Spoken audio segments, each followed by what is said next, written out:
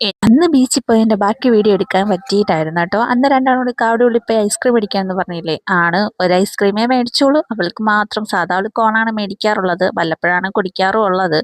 എന്തോ ഇന്ന് ചോക്കോബാറിൽ ഒതുങ്ങി. ഇടയ്ക്കിടയ്ക്ക് അച്ഛൻ്റെ ഒന്ന് കടലയൊക്കെ മേടിച്ച് കഴിക്കുന്നുണ്ട്. രണ്ടും കൂടി മിക്സ് ആക്കി കഴിച്ചപ്പോൾ ഞാൻ പറഞ്ഞു എനിക്കിത് ചോക്കോബാർ തരുമെന്ന്. അങ്ങനെ കൊണ്ടോടിയ ഒരു പോക്കാണ് കാണുന്നത്. പിന്നെ ഡ്രസ്സിലൊക്കെ ആവുമെന്ന് പറഞ്ഞുകൊണ്ടാണ് ഈ വളഞ്ഞൊക്കെ നിന്ന് ആൾ കുടിക്കുന്നത്.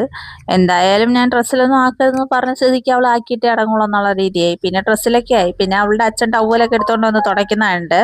പിന്നെ വീട്ടിലോട്ട് പോവാന്നൊക്കെ പറഞ്ഞ് അടുത്തേക്ക് വിളിച്ചതാണ്. പിന്നെ ഞാൻ ഐസ്ക്രീം ചോദിച്ചതിന്റെ റിവെഞ്ചാന്ന് തോന്നുന്നു. ഒറ്റയടിക്ക് എല്ലാം കൂടി കടിച്ചുറച്ച് കുടിക്കുന്നുണ്ട് എന്തായാലും.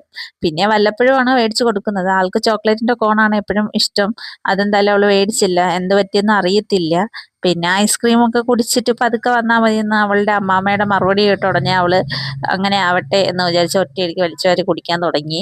പിന്നെ ഈ വാച്ച് ഞാൻ കെട്ടിയതല്ല, വള ഞാൻ ഇട്ട് കൊടുത്തായിരുന്നു. ഈ വാച്ച് എങ്ങനെയാണ് അവളുടെ കയ്യിൽ വന്നതെന്ന് എനിക്കറിയില്ല. പിന്നെയാണ് അറിഞ്ഞത് അവള് നിർബന്ധം കാണിച്ചു അവൾ അച്ഛനെ കൊണ്ട് കയ്യിൽ കെട്ടിച്ചതാണെന്നുള്ളത്.